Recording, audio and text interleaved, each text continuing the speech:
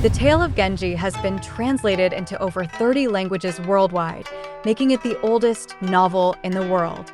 It is said that the author, Murasaki Shikibu, began writing the tale of Genji to distract herself from the sadness of her husband, Fujiwara no Nobutaka's death. Writing the story gradually helped Murasaki Shikibu overcome her sense of loss. As she showed the story to friends and acquaintances, it gained popularity among the nobility, eventually reaching the ears of Fujiwara no Michinaga. Under Michinaga's protection and while serving as the tutor to Michinaga's daughter, Fujiwara no Shiashi, Murasaki Shikibu continued to write. The story is divided into 3 parts. The first part follows the life of Hikaru Genji from birth, as he experiences many loves and matures, achieving great glory within the court. The second part depicts the latter years of Genji's life, marked by numerous trials despite his earlier success. The third part tells the story after Genji's death, focusing on the poignant and sorrowful love affairs of Genji's son, Kaoru. Now, let's get started. Among the many women favored by Emperor Kuretsubo, it was only Lady Kuretsubo no Koi, a court lady of lower status, who received deep affection. Eventually, Lady Kuretsubo no Koi gave birth to a son as beautiful as a jewel. However, the jealousy of the other women, particularly the Lady Kokiden who bore the first prince, was fierce. Lady Kuretsubo no Koi suffered daily torment and heartache from their envy, which eventually led to her demise. The posthumous child grew up to be both beautiful and wise, earning the nickname Shining Prince. However, fearing that his exceptional qualities might spark political conflict, those around him decided to lower his status from the imperial family, granting him the surname Genji. Thus, the boy with the Genji lineage became known as Hikaru Genji. Several years later, Emperor Kuretsubo welcomed Fujitsubo no Miya, a woman with striking beauty reminiscent of Lady Kuretsubo no Koi, as one of his consorts. Despite being only 14 years old, Fujitsubo no Miya formed a close bond with the 9-year-old Genji, treating him like her own child.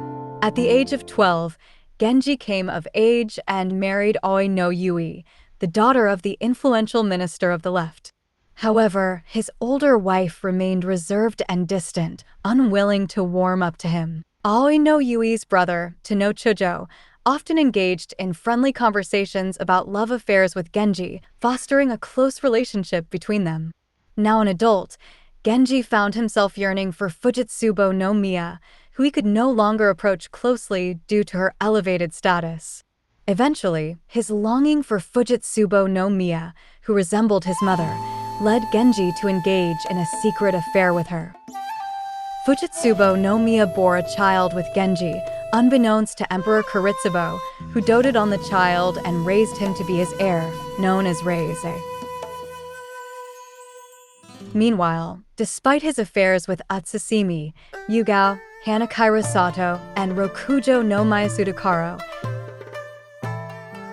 Genji became captivated by Murasaki no Yui, Fujitsubo no Miya's niece, who bore a striking resemblance to her aunt, and he took her under his care.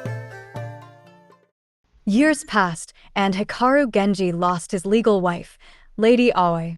In fact, she had been cursed to death by the vengeful spirit of Rokujo no Miyasudakaro due to their conflict. Lady Murasaki, consoling the grieving Hikaru Genji, bonded with him through their shared sorrow, and at the age of 22, Hikaru Genji took the 14-year-old Lady Murasaki as his wife. Meanwhile, it was discovered that Hikaru Genji had been visiting the daughter of his political adversary, the Minister of the Right, Abarozukyo. As a result, he was exiled to Suma, where he was forced into a humble existence. Life in Suma with his few attendants was lonely, and no one visited the banished Genji. Except for one person, Tanenkujo, who disregarded public opinion and visited Suma to converse fondly with Genji. During a fierce storm in Suma, a former high-ranking official of the court who had become a monk, he warmly welcomed Genji into his dwelling in Akashi and recommended his daughter, Lady Akashi, whom he had raised with care, with the intention of marrying her off to a nobleman someday.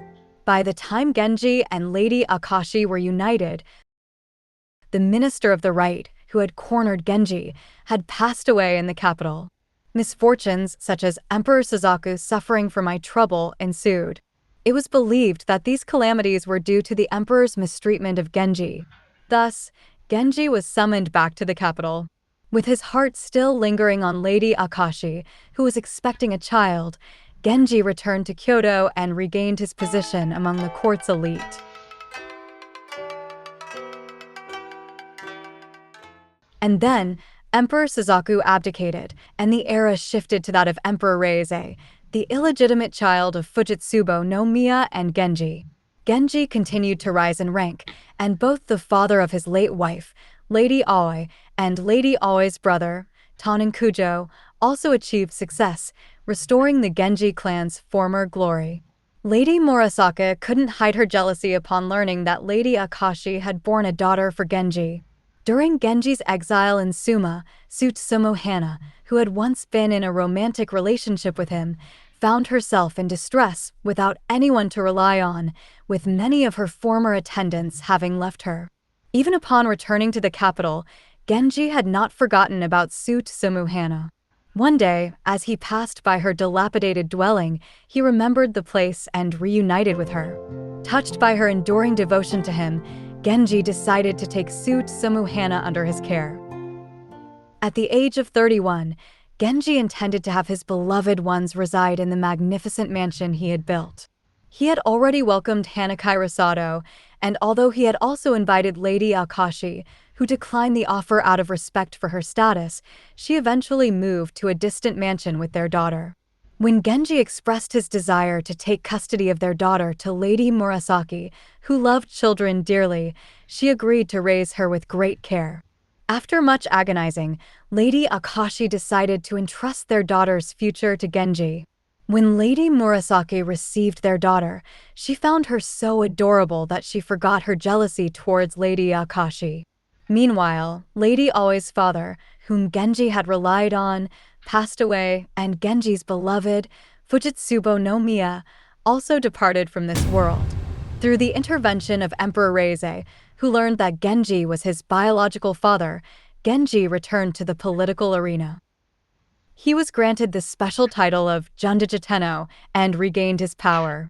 At the age of 36, Genji welcomed the new year in the luxurious mansion called Rokujo-in, where he decided to have all the women he had connections with reside. His beloved wife Lady Murasaki, Hanakaira Sato, Suetsumu Hana, Tamakazura, the hidden child of Taninkujo, and the princess he had taken from Lady Akashi now lived there, along with Lady Akashi herself, who had previously hesitated to reside in the mansion. Furthermore, Utsusimi, who had rejected Genji's advances and became a nun, quietly pursued the path of Buddhism in this mansion. Genji's days were filled with visits to his beloved ones to exchange New Year's greetings.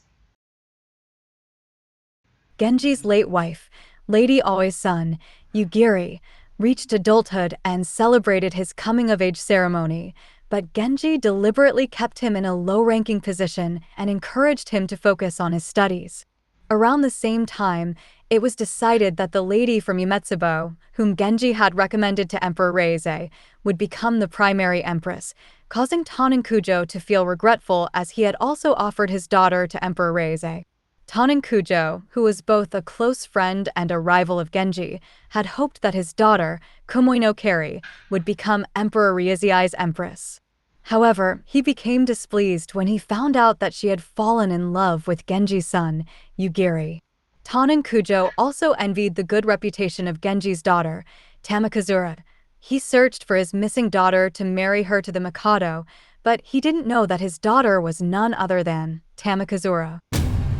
He instead found his another daughter, Omi no Kimi, who lacked refinement and eloquence, much to Taninkujo's disappointment. During Emperor Reizei's falconry expedition, Tamakazura captivated the emperor with her beauty. Sensing this, Genji decided to hasten Tamakazura's coming-of-age ceremony in hopes of making her Emperor Reizei's empress. He revealed to Taninkujo that Tamakazura was his daughter and asked him to be her guardian after the ceremony.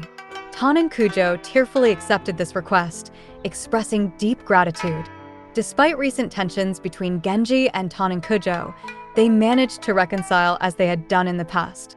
With Kujo as the guardian, Tamikazura's coming-of-age ceremony was splendidly held, much to the envy of the rustic daughter Omi no Kimi, who felt resentful.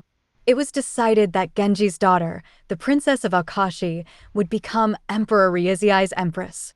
Before this, a grand coming-of-age ceremony was held for her.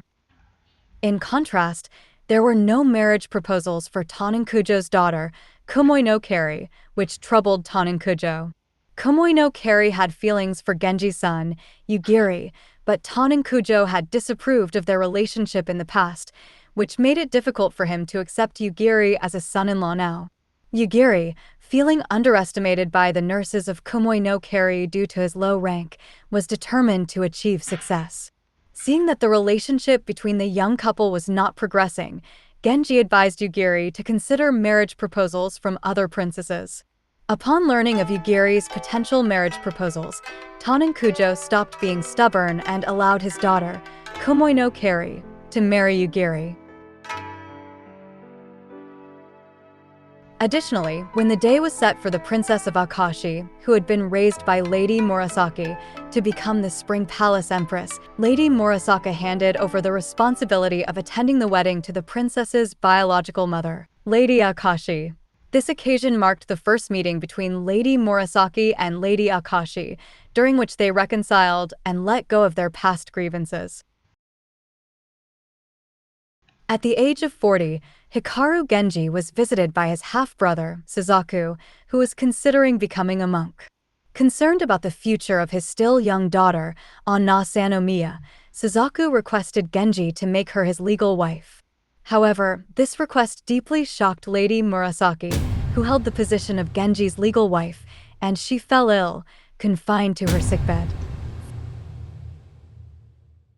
Furthermore, Anna Sanomiya became pregnant with the son of Kashiwagi, the eldest son of Tanachujo, during Genji's absence.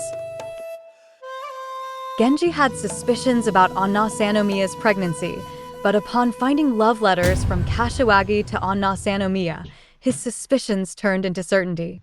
Learning of this, Kashiwagi became agitated and fell ill. Genji realized that he was now suffering the consequences of his past transgressions, reminiscent of the affair he had with Fujitsubo no Miya, the wife of his father, Emperor Kuritsubo. Kashiwagi's illness, fueled by fear of the consequences of their affair, worsened, and he eventually passed away. Although Keiru was the son of Kashiwagi and Anna Sanomiya, Genji raised him as his own. Through the actions of these two, who had committed the same mistake as him, Genji received retribution for his past affair with Fujitsubo no Miya. Eventually, Lady Murasaki, who had been ill, passed away, leaving Genji grieving for his beloved wife. Subsequently, Genji spent over a year secluded in his mansion, burning letters and mementos from Lady Murasaki. Finally, at the age of 52, Genji decided to become a monk, bringing his story to an end. There is a section following the 41st chapter titled The Disappearance Chapter, but it contains only the title with no text. It is speculated that this chapter would have described Genji's retirement and death, but whether Murasakishikibu left it unwritten or if it was lost in later years remains unknown.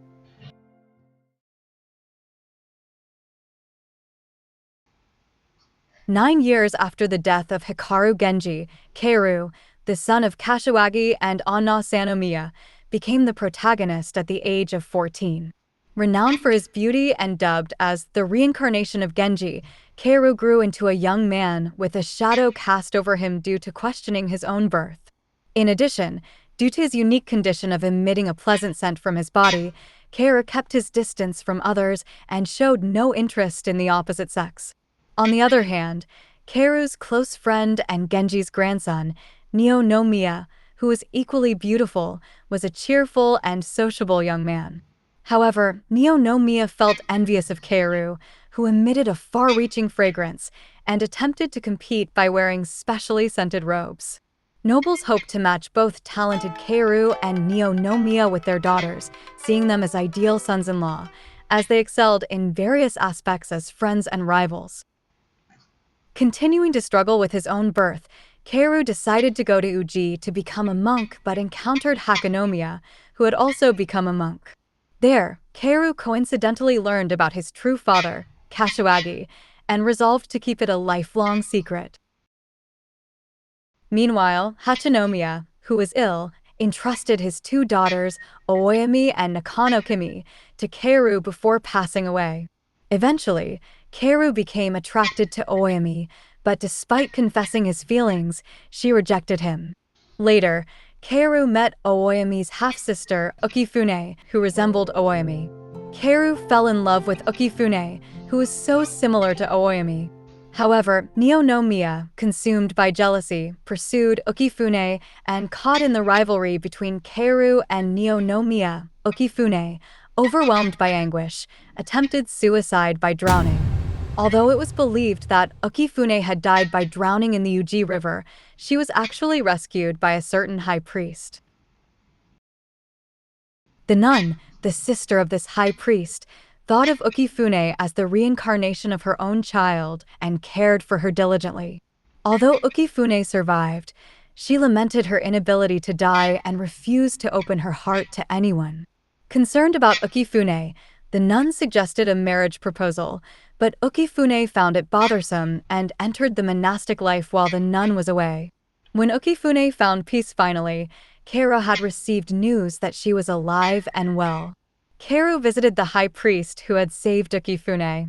Convinced that Ukifune was the woman who had become a nun under the guidance of this high priest, Keiru shed tears and sent a letter to her through her brother.